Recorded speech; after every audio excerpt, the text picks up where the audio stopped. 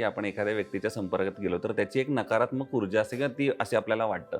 तर मग याच्याबद्दलचे गैरसमज काय आहेत? या ऑरा या विषयाबद्दलचे गैरसमज लोकांच्या मनात.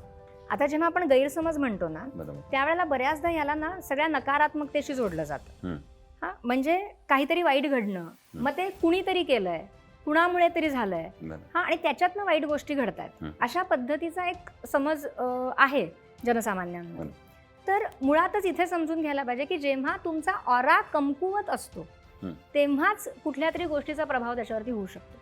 म्हणजे जर तुम्ही बघितलं तर लहान मुलांची आपण दृष्ट काढतो, हा, तर ह्याच्या मागे विज्ञान आहे. हा, पुन्हा एकदा त्या लहान बाळाची जी आभा आहे, जो ऑरा आहे, हा, तो नाजूक आहे. आत्ता तो डेव्हलप होतो, तो डेव्हलपिंग स्टेजमध्ये आहे आणि त्याच्यामुळे तो नाजूक आहे. म्हणून बघा, कोणीही घरात आलं की हातपाय धुवूनच तिथे जातं. बरोबर. हा, आणि पहिल्या तर काही काळामध्ये आपण बाहेरच्यांना दाखवतही नाही बाळ. का? कारण त्याचा ऑरा नाजूक आहे. अच्छा. हा, आणि आपली एनर्जी एक प्रकारे ती तयार झाली आहे, त्याच्यामध्ये एक स्ट्रेंथ आहे, स्ट्रॉंग आहे, आणि त्याच्यामुळे जेव्हा कुणाच्याही एनर्जीच्या संपर्कात ते बाळ येतं ना, तर त्याचा प्रभाव त्याच्यावरती पडतो. चांगलं वाईट हे सोडून देऊ आपण, पण स्ट्रॉंग आणि नाजूक याच्यात पण फरक. त्याच्यामुळे ती स्ट्रॉंग एनर्जी त्याला कदाचित सहन होत नाही.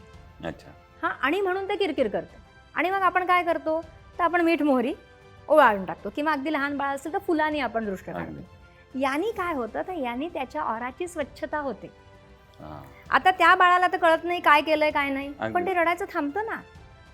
रडायचं थांबतं याचा अर्थ काहीतरी बदल घडतोय ना. बरोबर.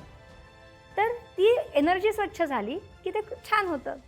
तसंच मोठ्यांच्या बाबतीत हा जो समज असतो की माझं काहीतरी वाईट होतंय म्हणजे कुणीतरी वाईट केलंय, बरोबर, या गोष्टी देखील जेव्हा तुमचा ऑरा कमकुवत आहे तेव्हाच कुठल्या तरी निगेटिव्हिटीची तुम्हाला बाधा होऊ शकते.